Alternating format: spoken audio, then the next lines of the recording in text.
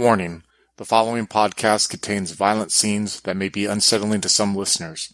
Listener discretion is advised. 4 travelers have journeyed to the city of Forstor Nagar, each for their own reasons. The city is currently under siege by the cannibals of the Hungering Legion. Join us as our heroes try to make their way through a dying city looking for its oracle. They have to make difficult decisions and overcome a hostile environment. With Becca playing Harad, Christopher playing Sir Hugo, Quinn playing Ismail, and Tilman playing Nomina, with Slavic being the dungeon master. The Breaking of Forstor Nagar is a 13th Age adventure published by Pelgrane Press. If you'd like to contact us, you can find Twin Cities by Night on all social media platforms. If you'd like to support the podcast, you can also find us on Patreon. We hope you enjoy.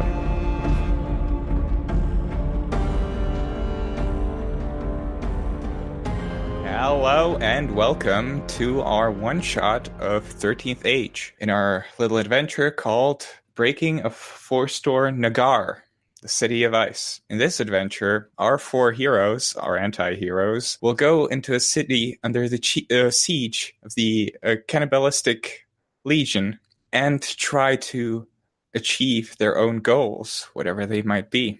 Now, they each met on the road, and they have their specific story to them, and so I'll let them introduce themselves. Quinn, let's start with Ismail. Oh, no, okay. So, I am Ismail, the thrice-damned. She is a paladin and a tiefling who, unfortunately, was sold prior to her birth by her parents to be under the service of the Diabolist. But she hates her service, and honestly, her main goal out of this whole experience is to, as she has heard stories of an oracle at Forstor Nagar, and that might be able to find a way to break her free of the Diabolist's control. And that is honestly, her highest goal right now. Okay then. Becca, your turn. I am Harad Garashk, the Undying. I am an orc sorcerer with kind of almost burnt-looking skin, tusks coming out of my mouth, and magical tattoos, kind of almost feels like it's dancing up and down his arms. He typically goes shirtless with animal skins wrapped around him for warmth. And very, very noticeably about him, he has a skull that kind of just hangs off of his belt. What's Harad like? Harad is very blunt and curt. He just says what he's thinking and doesn't feel the need to add a lot more onto it. He found out that Ismail is also looking for the oracle and decided that given the situation, it would be better to work with somebody, just because one orc against a cannibalistic army sounds awful. And it was just one of those, you're going there? Okay, I'm going with you. Okay then. Tilman. I'm playing Nomina, priestess of the Triumvirate, 3 gods that constantly compete in hunting. And Nomina is known to be the first elf to become priest or priestess at an age younger than 60. Now I have to decide how old she is. I would say she is about 57. So pretty young for a wood elf like her. She has auburn hair she keeps in a bun and very decorated leather armor. She wears a bearskin cloak. Basically, she wears a whole bear hide, and she's also heavily armed with a greatsword and a longbow. So yeah, she looks dangerous. Okay then. Sir Hugo. Chris. Yeah, my character's name is Sir Hugo of Arnost. I am a commander, a human, in service of the Emperor. I have a reputation of someone who went up the ranks rather fast at a young age due to his uncanny, almost natural military leadership instinct and his rabid support of the cause against the Diabolist. He quickly moved up the ranks and became legate of the Emperor, representing him in the fight against the Diabolist across the known world. His current cause is to form an elite fighting force against the stronger threats of the Diabolist. And currently he is with these three because he feels that they're potential recruits.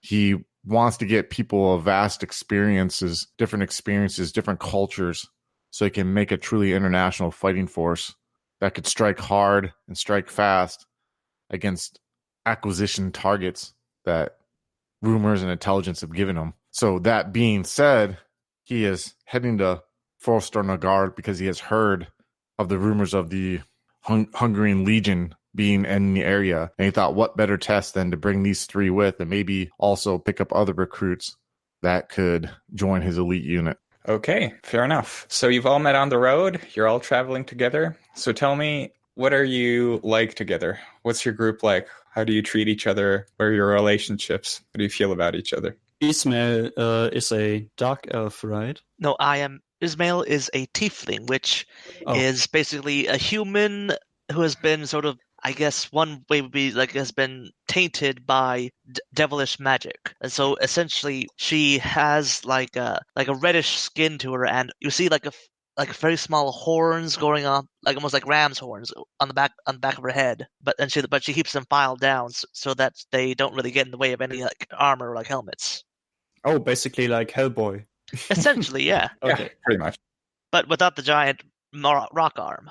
I would say Sir Hugo respects and treats everyone like a different piece of a puzzle that could lead to total freedom and total destructions of the Diablos in the city. So he doesn't talk with anyone with an ego. He has a lead from the front kind of mentality. And he really does think he can learn from people from different cultures and backgrounds and the ways that they combat similar threats. So he looks at everyone and he treats everyone with respect. He also has a very thick blonde beard and really piercing gray eyes, and has like kind of slicked back blonde hair that goes to like the back of his neck, but is kind of like shaved on the sides there. But he's rather young. He's about 28 years of age, but he doesn't speak a lot. He just kind of more when in a command situation. Fair enough. Nomina, how do you feel being in a group? You're usually a solitary hunter. What made you decide to join them? Probably necessity of the journey and also the potential to like spread the word of the gods through these people, even if so far they seem not very interested. Also, I would think that she can easily impress a group with her hunting skills. Like she just shows up like, here, I have like 4 rabbits, wanna share? And then you get talking on the campfire, and I think that's how she stuck around. She also considers that the tusks of the orc and the horns of the tiefling that this tiefling unfortunately cut off would make great trophies. Has any one of you talked why you're going to the city? I think Ismail would definitely have to, because her armor is basically a bunch of interlinked pieces of metal that clearly have like the sigils and the symbols of the Diabolist on them, because that is where she got her equipment from. But of course, some of them are like marred, and she's done her best to scuff them up and just wreck all of them. But there are just so many on her armor that she can't quite get all of them, not without ruining the armor. And so she basically explained that to the others that she had been forced into servitude of the Diabolist, but she has always hated it, and she honestly has. This is not her first attempt to escape its grasp. But it is very likely will be her last if she fails. Right, exacto. Okay. Anyone want to add anything? Yes. Yeah, I think Nomina would likely have mentioned her dreams in which the gods have shown her the path that she must travel. But I'm not sure whether she would have mentioned why she is traveling there. And also, I was going to ask, how much do I know about this Diabolist thing? Because he didn't write anything much. Okay, yeah. So basically, you have these icon relationships, and the icons are like super important people in that they're almost more than people. Almost like something like between gods and humans or something like that. And they basically shape the entire political system and the whole world. So basically the US president would be an icon. It's just an example of what would be an icon, the Dalai Lama would be an icon, something like that. Okay, so, and now we can go to icon relationships. You all have 3. Some of them are conflicted or positive, but that doesn't really matter. It's just about what you can get from it. Like if your relationship with an icon is negative and you'll be rolling dice, and if a 5 or 6 comes up, that means you'll have the dice for this session, and you can use them in the same way you can use fate or willpower, or how we used in Scion. I'm not sure what it was called, but basically you can say, okay, so I have a positive relationship with the Emperor. I have this dice here. So we're in trouble now, so we're going to get some allies, or I know this dude, or something like that. That's basically how it works. And we're going to roll those now. So please roll me a d6 for each, dot you have there, or point. So 3d6, right? Mm-hmm. All right. So I'm rolling for my first one, and it shows I got a 5, 6, and 3. So what does that mean then? It means you have 2 positive dice with the Emperor. Awesome. Which means you can call in favors or whatever. You can affect the story through that icon. Awesome. Okay, so it means anyone who's Imperial aligned or whatever could be aligned to help you. Or you can say, for example, in combat that, I'll spend the dice and a couple of allies show up. A couple of Imperials from the embassy or something like that. Awesome. So since I didn't get any 5 or 6, I can't use it. You can't, but I did want to give everyone a freebie if they didn't roll anything, so you can just pick No, one. I mean, I can't use either or just the first? Any. Normally it's per session, but since this was a one-shot, I'll let you just pick one as a freebie. So if you want, say, you have the priestess or the elven queen, so you could say, okay, I'll just have a point of the elven queen. All right, so... Yeah, all right. Let's do that. You've got all 3, Quinn. Yeah. I only got 1. Yeah, fair enough. Okay, then. So let's get to the meat of this story. So far, you realize that you can't enter Forstor Nagar through the main gates, but you did manage to interrogate / question a nearby fisherman that you found from a village. And he told you about Fisher Gates. It's a bit secret, but you have to navigate a series of tunnels to get through there. But if you go there, you'll be able to go through. The forces of the Hungering Legion haven't found this escape yet, and a steady tide of refugees has been escaping through this gate. Of course, you'll be getting in through it. You've therefore navigated a series of tunnels leading to an ice bridge spanning a channel in the glacier. The entrance is on the far side. However, siege artillery has sealed the gate, basically a catapult through a rock there.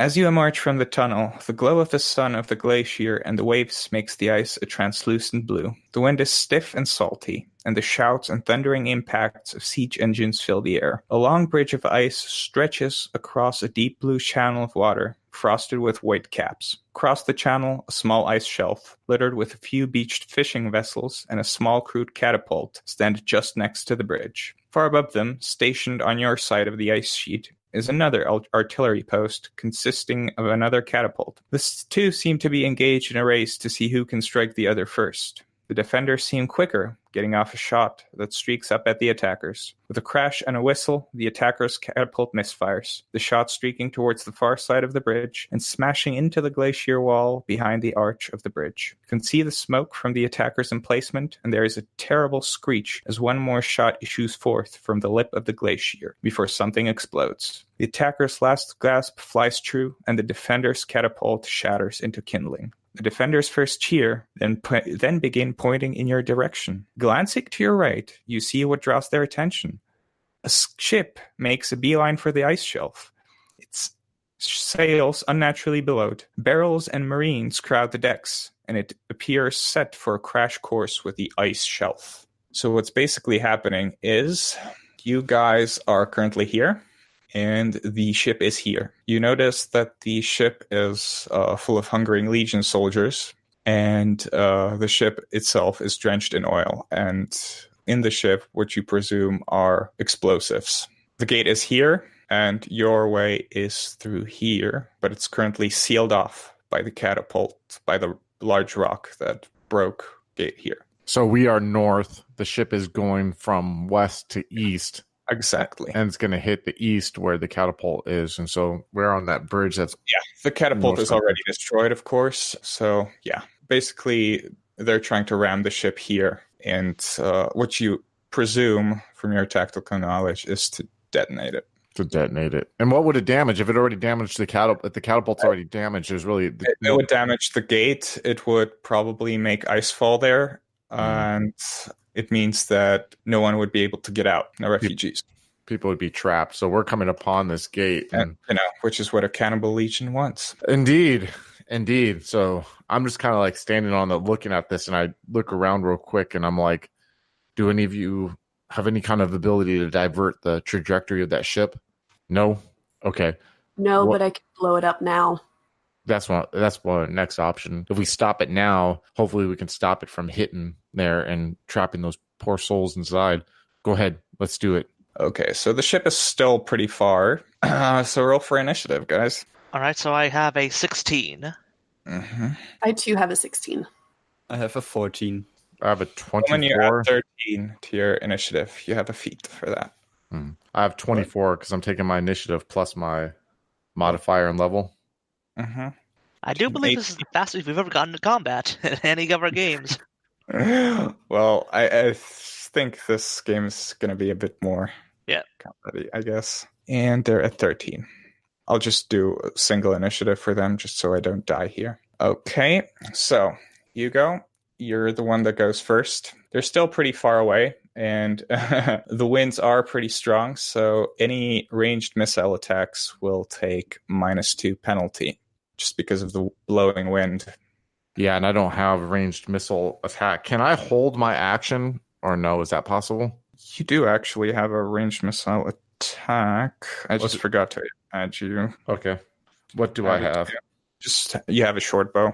A short bow. And do I have the capability of setting the arrow on fire? Because I take it we saw it was drenched in oil.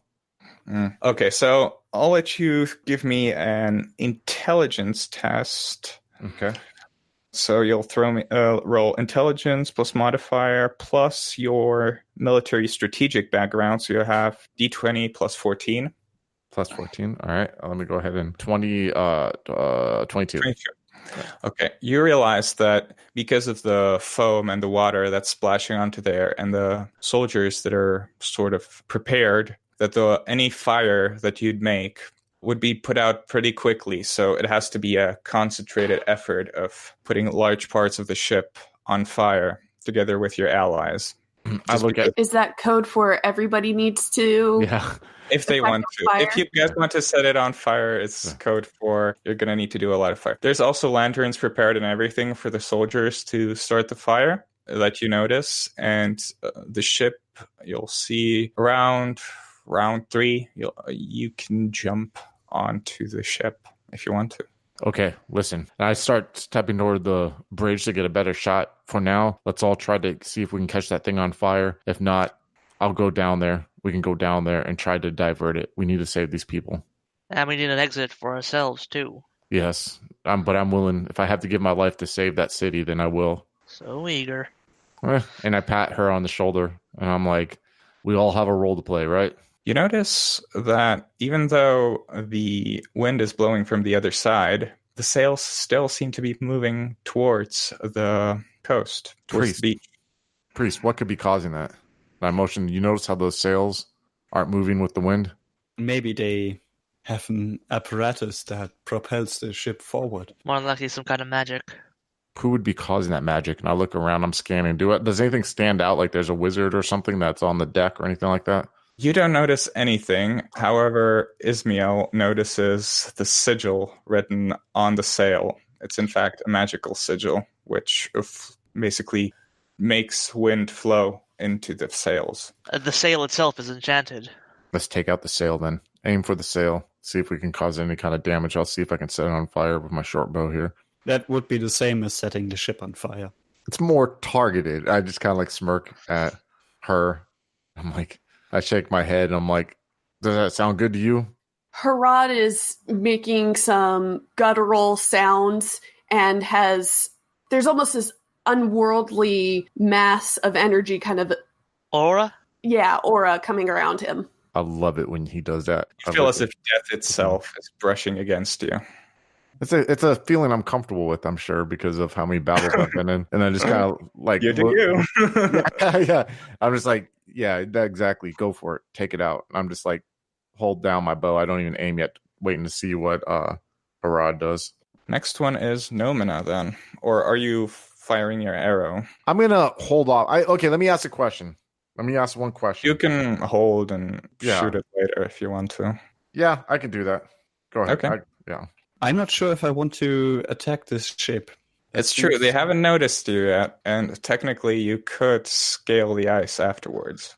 But what's your train of thought there? You don't want to attack it. What are our other options then? What if it hits there and it locks these people in? I don't really care that it hits. Talking is a reaction, though, so I'll just... I think that to myself, or Nomina thinks that to herself. Like, she isn't really in this sort of war, and also it goes against her pride to stop another hunter of his game. And these are essentially hunters in a way, though their methods are weird, and also their prey is very weird. But yeah, she's not really sure about that. She could use the distraction that it causes to her advantage. Cool. So she holds her action. Okay, then. Is everyone just going to stand there holding their actions? I'm waiting because I sensed what Harad was going to do. So I'm just like waiting to see because I know when big guy gets going, stuff happens usually. So okay. Harad's gathering power. So you can roll a d6, Rod. It's for your gathering power thing. You get a small bonus, possibly. So I rolled a 1, which means that I get +1 AC until my next turn. Woo! I thought you were going to blow it up. You feel the forces of death coalesce around you and just feel as if entropy itself is protecting you. Arrows would just fall short just before hitting you. Swords would just be weak. So when I see that no big explosion of fire happens, I just kind of like look at Harad, shake my head, and then turn my bow and aim. You just see Harad's eyes glow with power, though. These recruits. And I just look at the ship and I take my fire arrow and I try to shoot at the magical sigil tarp. Okay, roll me a d20 +1. All right. I really got to learn how to... 1 second here. D20 +1. Oh, fuck. I rolled a 1. Is that like a critical failure? Yeah, I'm just going to say you take 3 fire damage as you're trying to set your arrow on fire and you burn yourself a little bit. Fucking son of a bitch. I just kind of like look at my hand. Nomina has a big grin on her face. Ismail just sort of like... So yeah, Ismail, go ahead. All right, yeah. Let's see. I'll hold off my turn as well because I want the ship to get closer so that I have a better chance of actually hitting my target. Mm-hmm. Okay then. But I will take the turn to ready my crossbow and also similarly light it on fire. Yeah. Okay then. Yeah, the ship gets closer and it seems that they do not notice you yet. They're too focused on the defenders who are there huddled up with their bows and arrows. And you see the hungering legionnaires just there chewing on their lips, smacking their lips, basically, just chewing on someone's arm. How many of them are on the ship? 17.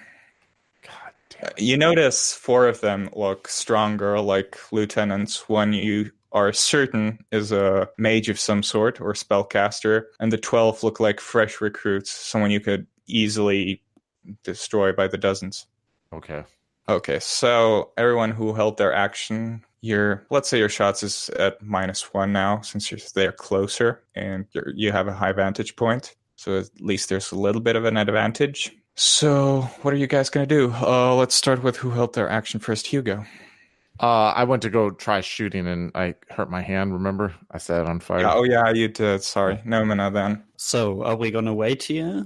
Are we going to risk that they destroy the ice bridge as well? I'm not sure it's wise to attack this ship. And I look real quick and I look at the other 2. Thoughts? Oracle in city must get to. Exactly, and then get out with. So if they shut that gate, we're not getting in the city. Well, we can get in the city. Just getting out would be a lot harder. So we need this for us. All right. So we're going with trying to take out the ship. And I look at Nomina? Nomina. You got this, right? You're back in this play? Remember, we're a team. Greater good. Right. You got this. And I just kind of like pat her shoulder. Yeah, she takes aim at the one of the lieutenant-looking folks on the ship. Right. Not the mage? Yeah, that's what I meant. Like, I can make out the mage, the important one. You can, definitely. I got the idea that the magic is moving this ship. So yeah, I want to take aim for him. Okay. So you have to help me out. Do you want to use lethal? I'd use lethal hunter against him. So we have +2 crit range on him. So crit on 18 like to 20. Good idea. So it lasts the entire battle, basically. And I have the feat as well, so it's +3. Actually. Okay. So yeah, it's going to be 17 to 20 you crit. So you basically roll d20 +9. It's your basic ranged attack. I have a 21. 21, that hits. A roll 48 +5 damage. And can I do my skill? You set them up, I finish, where it says one nearby ally on the ally's turn? You have 4 command points. You have 2 command points. You gain command points. Oh, 2. that's 4. That's 4. Yeah, it's fine. 28. It's fine. 28 damage. You catch the mage in the shoulder. You know, he was the one chewing on the arm. And he drops the arm, actually, and sends off a stream of curses against you. There, I disarmed him. Wow. Yes, you did. Next off, Ismail. All right, yeah. So I am going to take a shot at the sail to see if I can slow it down. Fair enough. Shoot your shot. It's your basic range attack. All right, that's 17. 17. Let me check if that hits. Nearly. Your shot nearly hits the sail. It scratches it, but it doesn't really do anything. Can I do something one time? Can I do my try again ability, which costs 2 command posts, which will let him roll again, I believe? Yes, you can. I'm going to look at her, and I'm going to be like, Ismail, focus, breathe, you got this. And I'm going to spend my 2 command points and pat her on the shoulder. Okay, you're at 0, and you can reroll. So Ismail takes another shot, quickly reloads her crossbow, quicker than seems possible. Got 18. So, as Ismail reloads her crossbow, it actually does hit the sail. Roll for damage, which is your 48 +2, I believe. 25. Nice. Solid. Yeah, you notice you basically crossbow bolt gets stuck in there and rips a part of the sail down. So the sail it's still going, but you notice that the mage is looking concerned. All right. 2 of us focus on the mage. The other 2 continue to focus on the sail. Understood? And I motion to Nomina. You and I take out the mage, and I motion to the other 2. You guys continue on with the sail. Agreed? And the escalation die goes to 1, which means you all add +1 to your hits, +1 to your damage. Awesome. Nice. So starting at the top, Hugo, your turn. I'm going to aim for the mage. I'm just going to focus, and I'm going to let the normal shot, and I tried to set it on fire, trying to ignore my hand. Okay, shoot him then. Remember, +1 to attack, +1 to damage extra. I rolled a 5. A 5. Yeah, +4, that's 9. Yeah, nothing. You miss. God damn it. You can also contemplate, by the way, strategic importance, and you get 1d4 command points as your standard action, Chris. It's in the sheet I sent you. Oh, so I can roll 1. PDF. So I can get more command points? All right, Yeah. Can I roll that now? No, it's your standard action, so it's instead of attacking. Okay. Plus, when you attack in melee, you gain command points as well. Okay, gotcha. All right. And I just missed my shot. Okay. Nomina, your turn. Can I use Elven Grace? And does it make sense to use now? It's very early, so you'd have to roll a 1. Okay, So I thought it was always an exact roll, so that's why I'm asking. yeah. Sorry. Yeah, it's or less. Okay. So the longer the fight is, the bigger chance. Yeah, okay, so it doesn't really make sense right now. But I can still use the targeted thing. Still targeting this mage. Yeah, you still have your lethal hunter on him. And as Nomina takes aim with her longbow, she says to Hugo, "Target the lieutenant, the mage is mine." Yes, ma'am. Well, let's see if you hit. 2d10. So last... d20 plus 10. Yes, exactly. Ooh, 15. You miss? Well, plus 10, right? That's 25, right? I already have plus 10 in there. Yeah, did you? already added to it. You can use your archery to reroll it. You can use it once per battle. All right, I'll do that. And you reroll at a plus 2 and plus 1 crit range, which means you crit on 16 to 20, I believe. So plus 12 this time. Oh god, it's not getting better. 17. 17. Yeah, you still miss, unfortunately. But it looks really cool how I pull off 2 arrows in a very short amount of time. Yeah, you see Nomina shoot 2 arrows in quick succession. Unfortunately, she misses both. Yeah. I blame the human commander. Yeah, Nomina spits a couple of elven curses, and you hear something, Hugo, something. I look at her. Team effort. And I just look back down. Anyway, Ismail or Harad, you guys have the same initiative and the same dex, so you can choose which one goes first. I'm fine going first. And so I'm going to take another shot at the sail. Do it. Remember your escalation die and shoot. Yes. I got a 24. That hits. Roll for damage. 48 plus 3. 18. You notice that the sigil is broken up significantly at this point, and the ship is slowing down. You won yourself a couple of extra rounds. Yes! And then she just looks over to Noma and is like, There you go. Good job. All right. And Harad, it's your turn. So I have a lightning fork. It says one nearby enemy, even though it's a range. Yeah. Nearby enemy means 1 move away, which now we're at round 2. You know what? I'd give it to you. Sure. Oh, okay. Because there's no real movement here. Gotcha. So, well, actually, since the sail has already been more or less dispatched, I'm going to do Chaos Bolt. Here's the random energy type for it. Okay. All right, that is Thunder. Okay. That's what it's going to be for the rest of the combat. Roll your thingy, and if you roll an even roll, you get a chaotic benefit, same as if you gathered power. Okay. Yikes. Only 13. Gosh, that's awful. Yeah, unfortunately, you hear what did you target? Oh, shoot, did I not say that? I'm in my brain ahead of the lieutenant. Okay. Since the sails are slowing down. Well, you could target the sails, but it doesn't really matter. You hear a loud boom as an orb, a colorless orb that looks just like a sonic wave, just going through and missing the ship entirely because it slowed down, because the ships were tattered. And you just see a small explosion in the water. You know, there's chunks of ice and stuff flying in your faces. Gojaja! So that's me swearing in Orcish, apparently. And I say back, go Jaja. I just look at him. Is that lieutenant dead? I didn't catch that part. No. No. Oh. The water is heavily damaged. The water's heavily damaged. Oh, okay. Gugaja. I just look back down.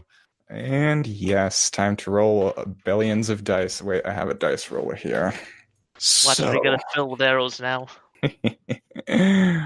Okay, you see the fire mage aiming his firebolt, and he's aiming at Nomina, and he rolls 27 against your 27 against your physical defense. He does hit. Ouch. You take 26 damage, fire damage. Ooh. And you lose your next move action. You can move next turn if you wanted to. That sucks.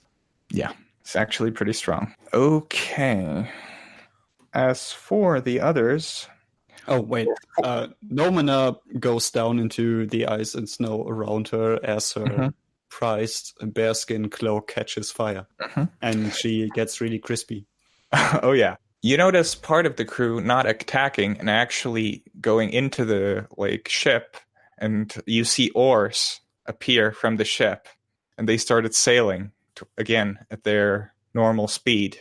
But there's only 2 lieutenants and 6 of the normal or the conscripts, and of course the mage there. The others are rowing. Take out the mage. Look at Harad, and I'll look at Ismail. You two take out the mage. I'm jumping down there. I'm going to take out these lieutenants. You do notice that Hugo does not have the heaviest of armors. In fact, you're pretty sure, Harad, that even you, as a spellcaster, are about at the same level of defense. Hold on. Let me take that back. You two take out the mage. I'm going to sit here and use my ability that allows me to get more command points and look at the situation. All right. And then can I do question. I don't know how turns work. Can I toss Nomina one of my healing potions and kind of scope out the situation, get more of those command points? Yeah, sure. I'll let you do that. All right, so I'm going to toss Nomina. I'm going to here, and I'm going to toss a potion I have. Just remember that the escalation die is now 2. You add +2 to all your attacks and all your damage. All right. Okay, I'm going to use weigh the odds then. Okay. Roll a d4. All right, let's do this real quick. Yeah, you can roll it, and we can go on to Nomina. I got 1 command point back. Fair? I thought I have no action. No, you have no move action. You can't move. You can't jump on the ship or anything. Oh, which, by the way, the ship is already on round 3, so it's near the bridge. You can really jump down, and the mage is at the front. Yeah, but I think I just take this potion that was casually dropped near me as I went down and Yeah, that's a quick question. You can still shoot afterwards. I'm just trying to get across the point how pissed I am and my teammates for casually not helping me. Yeah, so you open the bottle and you just go glug, glug, glug, glug, glug, and you look really pissed off. You just basically pour it down your throat. The potion flows down your cheeks, and there's just absolute hatred in your eyes. And you gain 48 plus 2. Is that correct? 48 plus 2, and it's 5d8 because potions add another d8 to it. And remember to take off a recovery. I did. 16. Yeah, you rolled really under average. Yeah. Keep looking angry, bro. You're welcome.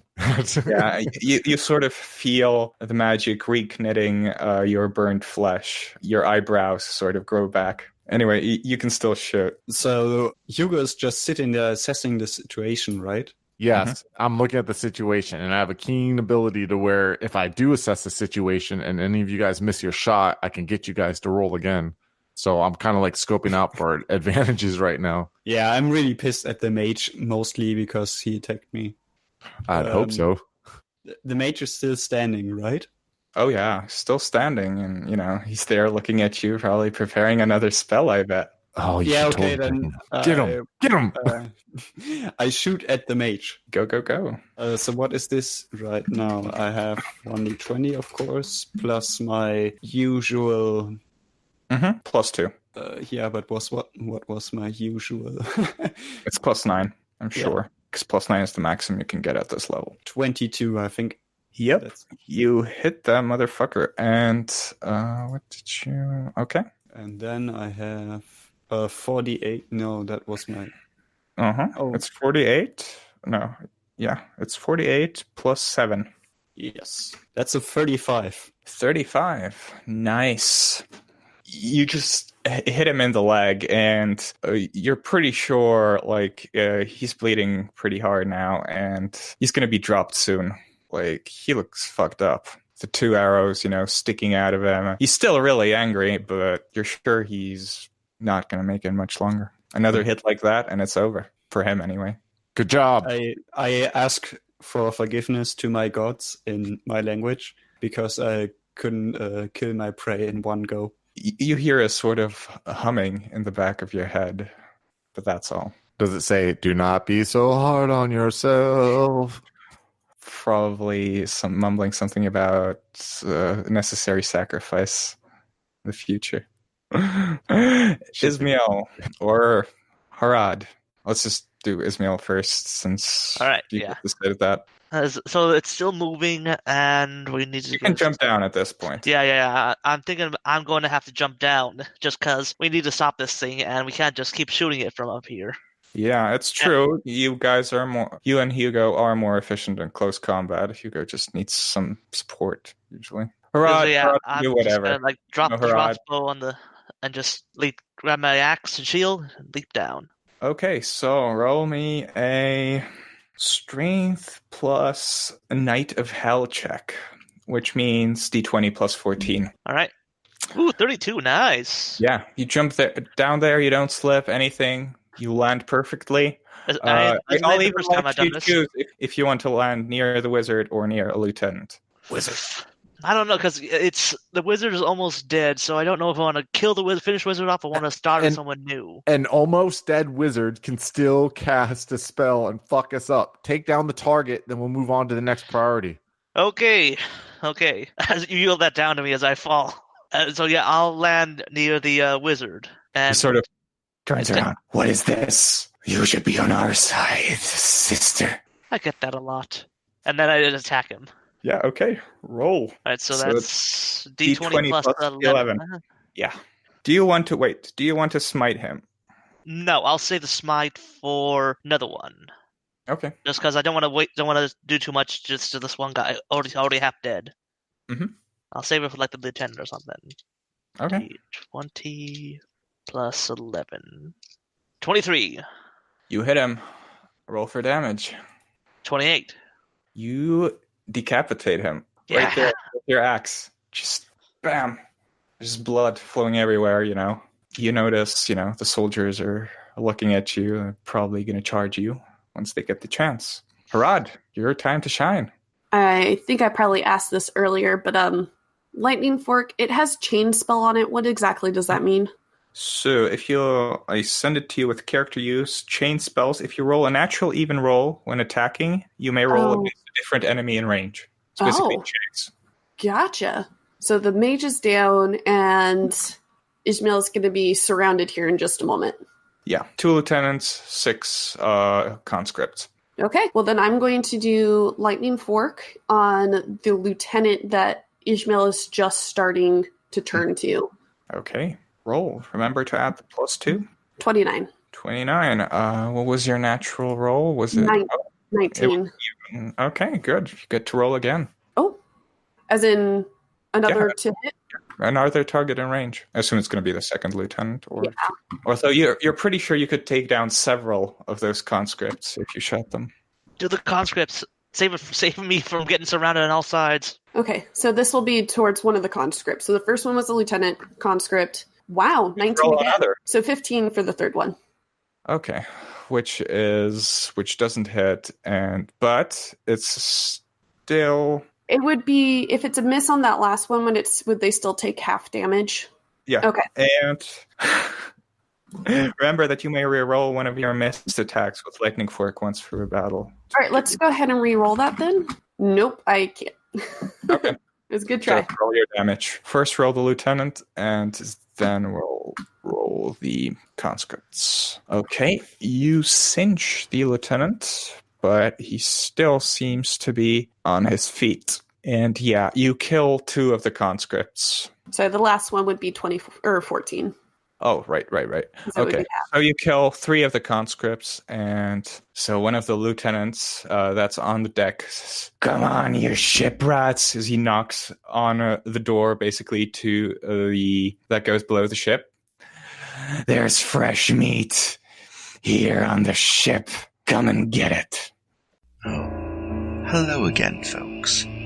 I'd like to tell you about the Facebook group we run called White Wolf and Onyx Path RPGs, Gameplay and Media. Have you ever wished you could have an easy way to find gameplay videos and podcasts, or just media in general that deals with your favorite White Wolf role-playing games? Or have you ever wished you could find a forum to share gameplay that you have recorded? One that won't be drowned out by random posts and discussions, so that your media could get the attention you deserve. The group is specifically run with the sole intent of it being a one-stop shop for people to view or share media involving the games we all love. We take thorough steps to ensure the page does not become cluttered and is easy to traverse. The group is already immense and continuing to rapidly grow, with new media being shared every day. Stop on by. We hope to see you there.